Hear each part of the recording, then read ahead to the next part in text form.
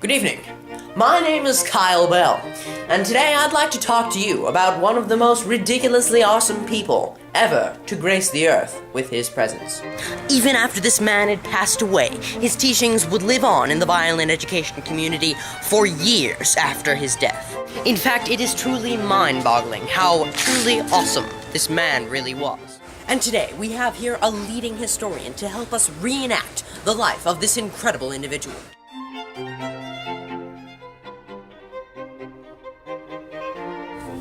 Good evening, Dr. Chispa, PhD. Who is it that I have been speaking about all this time? Oh, you're interviewing me? Oh, okay. Well, I think you were talking about Shinichi Suzuki, the inventor of the Suzuki method. Dr. Shinichi Suzuki, yes, that's correct. Why don't you tell me a little about his life? Well, Suzuki was a famous Japanese violinist, and, he was born in Japan in 1898, and this is kind of boring. I'm just a dog. Why are you even asking me this kind of stuff? I quit. I'm getting off this set.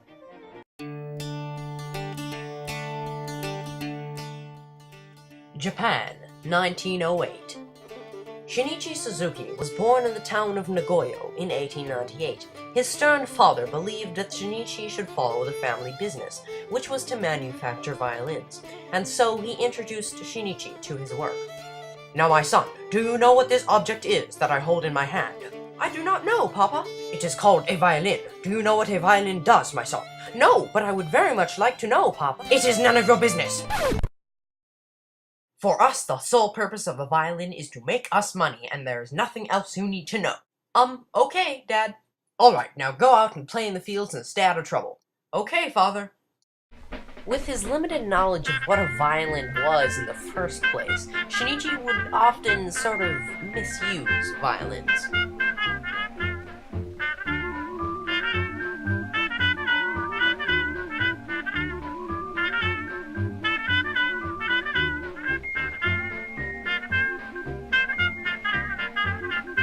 When Shinichi was 18, his father bought him a record player, and so immediately Shinichi went to the record store and bought himself a copy of Ave Maria, played on the violin by Misha Elman. Shinichi had never actually heard a violin being played before, and to hear this was incredible.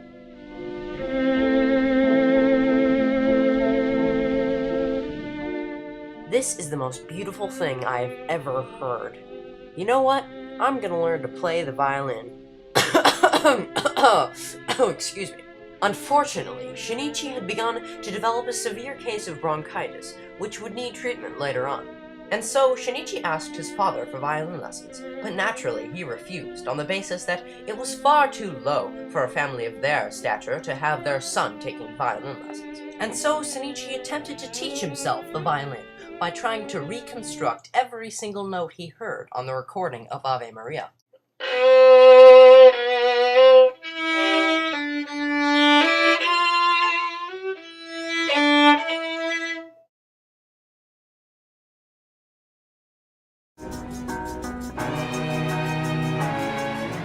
Unfortunately, the case of bronchitis that Shinichi had been developing forced him to move to a different climate and recover, and there he met a friend that would change his entire life. Shinichi Suzuki? Man, is that really you? What's up? I haven't seen you for ages. Oh, hey, man. No, I've got a case of bronchitis. I came down here to recover. Oh, no, man, that stinks for you, man. That's really bad. No, but dude, I have an idea. Do you want to come on an expedition? Where to? Oh, man, it's this expedition to the island of Chisima to do biology research on walruses, man.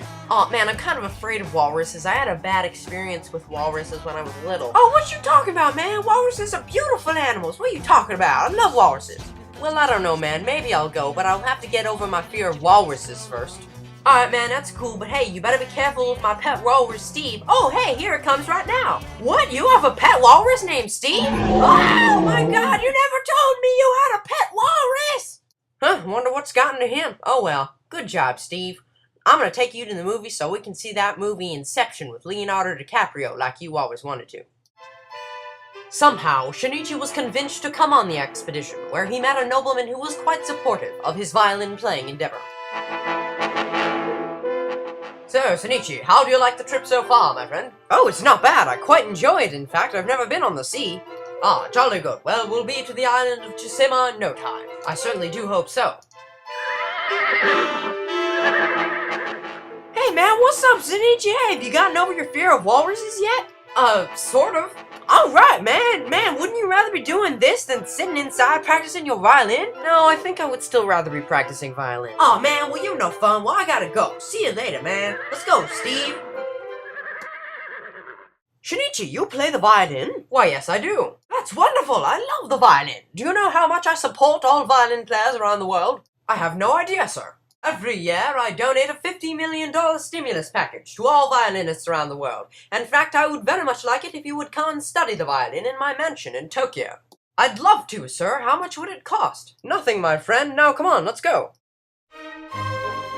Shinichi Suzuki lived in Tokyo when he was 22 in 1920. In 1921, he moved to Germany on the suggestion that a trip around Europe would positively influence his violin playing. There, he searched for a violin teacher and finally found him when he met Karl Klinger, a renowned violinist who gave concerts in a quartet of his family, called the Klinger Quartet. After the show, Shinichi went backstage to talk to Karl. Excuse me, are you Karl Klinger? Why, yes, of course I am. Who did you think I was? Justin Bieber? Oh, no, sir. No, I just wanted to congratulate you on a wonderful performance. Oh, really? Well, how many stars would you give it then, the whole performance? 1 star, maybe? Oh, no, I'd give it much more than that. 2 stars, then? Oh, no, much more. 3 stars? Still more. 4 stars? Even more. 5 stars? Yes, of course, I'll give you 5 stars. In fact, I liked your performance so much that... Would you be my violin teacher, Mr. Karl Klinger?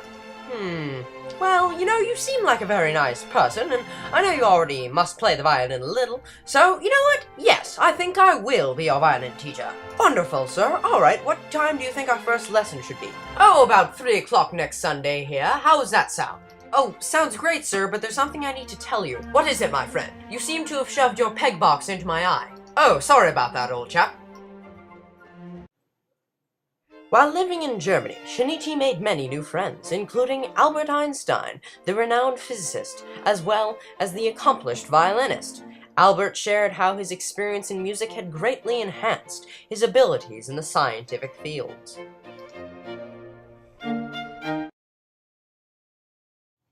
Albert, that was a wonderful concert. How do you feel today? Oh, not bad, Shinichi. You know, I've been thinking about music, and in the lab, I've kind of been integrating my studies with it. Oh, really? Quite fascinating. In what way? Well, when I was thinking of this theory of relativity, I was thinking of it like practicing violin. Practicing the violin? Well, practicing the violin is extremely important. I always tell my students that it is better not to eat than not to practice. Oh yeah, Shinichi, that's totally true, but you know, when I was creating my relativity theory, and at the same time I was practicing violin, and working on my son filet sound, you know, I was thinking to myself as I played, how am I ever going to get this down? It's difficult. I can never do it. It's too complex, Albert. Give up. But when I was thinking of my theory of relativity, I thought the same thing. And now I have gotten both down. And you know, sometimes I think to myself, you know, it was harder to learn the violin than it was to figure out the secrets of the universe. Albert, that is truly fascinating, but unfortunately, I have to leave. All right, Shinichi, farewell. I'll see you later. Over a long life, until when he passed away in 1998, Shinichi Suzuki created an entirely new method of teaching students the violin, based on his concept of talent education, which assumed that all children around the world can become talented at a subject if they are given a supportive and nurturing environment. Instead of forcing kids to drill etudes and exercises over and over, Shinichi allowed them to repeat and explore their abilities as they played specific pieces, which he had grouped together into books that are now called the Suzuki volumes. The innovative and incredibly proficient methods that Suzuki used is still internationally used in the form of the Suzuki method.